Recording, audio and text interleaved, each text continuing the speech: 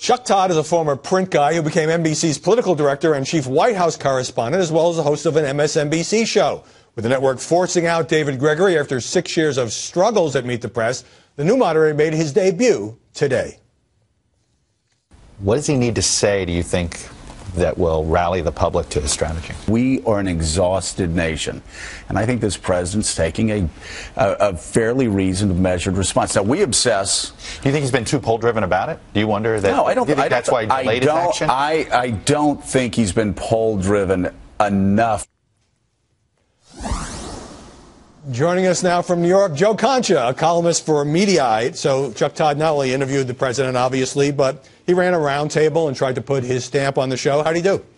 I thought it was a pretty good job, Howie. I think that I'm going to disagree with your other panelists for a little bit, Lauren and Stephen particularly. Conversational, yes, he was with the president, but he didn't challenge him enough in certain situations. Particularly this point really stuck out at me. When talking about going golfing 15 minutes after making the announcement around Jim Foley's beheading, the president said, and with a straight face, I'll quote this, "The theater of the presidency doesn't come naturally to me." And that's where Chuck just shook his head and allowed the president to go on another minute unfiltered. And remember, this is the same president who was roundly mocked and criticized for taking a selfie at the Nelson Mandela funeral. If he didn't learn about optics then and anticipating them, I don't know. I would have asked a question there. I think Tim Russert's strong suit was the tough interview, was the gotcha moment. And at times, Chuck was good. He has to improve in that regard, Howie. All right. Now, he began the show, even before he got to the President of the United States, by introducing his panelists, including Joe Scarborough. Later, he had BuzzFeed's John Stanton. Does that make this more of an ensemble show? Is that the direction you see it going?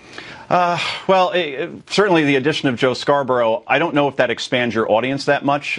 Joe is on the last place cable morning news show right now. He's not exactly bringing a big audience with him. Joe also has the problem of being considered a rhino by conservatives, so therefore he isn't trusted by them. He's not trusted by liberals because he's a Republican. They're also adding Luke Russert as well. We've talked a lot about JB lately as it pertains to the president's rhetoric around ISIS. I would say that unfortunately, Luke Russert is there because of nepotistic welfare, because he wasn't there today. We'll see how often he gets on. Well, he will be a permanent part of the show, though, okay. So I think that will be a problem. And one more point around Chuck, Howie, if you don't mind.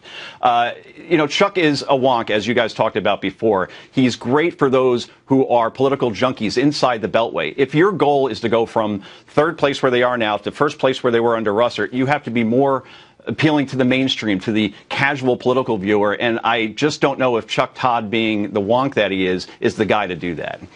Right. Well, he's not a polished TV guy, but on the other hand, people like not necessarily seeing a blow-dried anchor. Let me switch in our last minute to The View. Okay.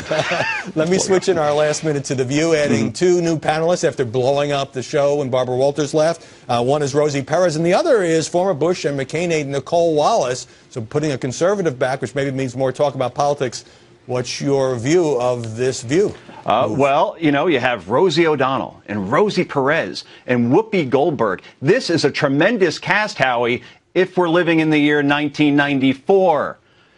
All right. Now, you have three women in their 50s. You have Nicole Wallace. Better watch Mean Girls about a dozen times, Nicole, because you're about to become a human pinata. I would have liked for them, for at least two of the panelists, to be younger, to be hipper. Their whole problem with The View was appealing to a young female audience, and they've gone this route. I would have gone with S.E. Cupp as far as maybe a panelist, because clearly she's not busy on Crossfire lately. You see Joni Loves Chachi more on TV than you see that show these days. I maybe would have gone Ann Coulter in the conservative role instead of Nicole, because she knows how to take a punch and certainly knows how to deliver one back. So The View, it's in the box thinking. They should have gone a much younger, different direction. And after the initial hype, it's going to continue to struggle in the ratings, Howie. I hate to say it.